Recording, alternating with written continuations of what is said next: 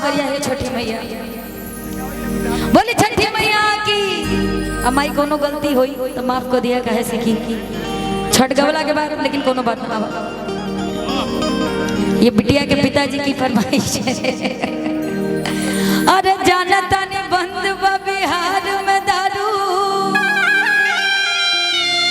आहवन पियकड़ पियवलन इनकर साढ़ू। होली के महीना आने वाला बा, 2 महीना बाद 3 महीना बाद मतलब मार्च के महीना में सब जितना भी पति देव रहे बौरा जल कहीं भी मिल जाए, बस मिल जाए, है ना। तो एगो जनी के सैया जी पी ले बाड़ा आ उनका के धो ले बा पुलिस। जब दरोगा साहब धो लेलन तो उनकर मेहरारू दरोगा जी के लगे जाके निहोरा करे तरीका तेरी दरोगा जी हमारे सैया जी ना पिए ले, लेकिन इनकरा के इनकर जो एकदम का बताई नालायक साढ़ू मिलल बड़े पिया दे तोर कैसे कहतरी के जाना तानी बंद बिहार में दारू आहवन पियकड़ पियवलन इनकर साढ़ू। अरे तो छोटी मोटी गलती के न सजा भी जोड़ दे, तो छोटी मोटी गलती के न सजा भी जोड़ दे।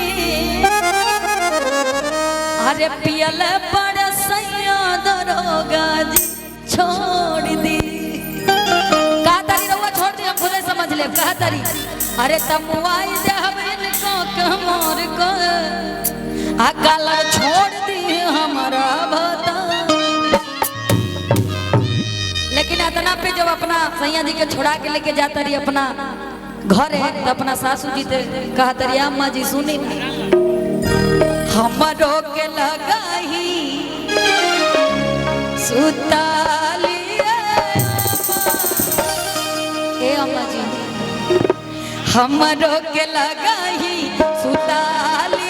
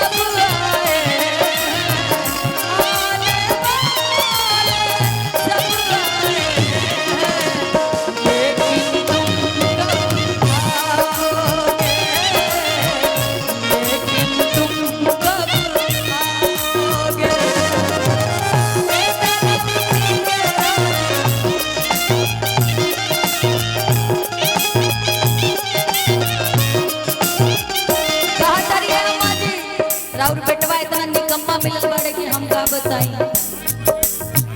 आधी आधी रतिया के भोंडी पर से पीटी के बाड़ी हमरा के जगावेले।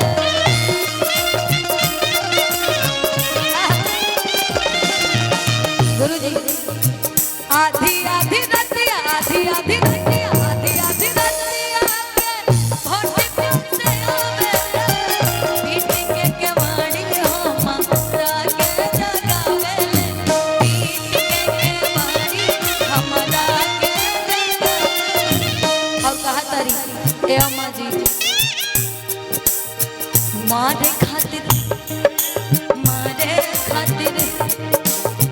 मारे खातिर दौड़े लेके बसवा के खा मारे खातिर दौड़े लेके बसवा के खा और पी के ले डरा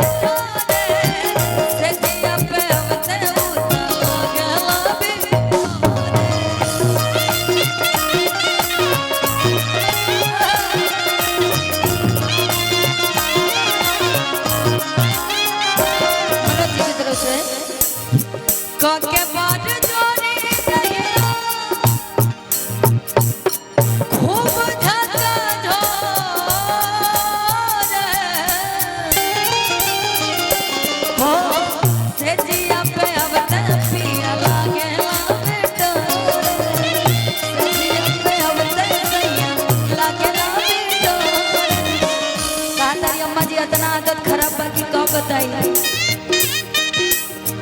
सगरो बिछा बना सुखावता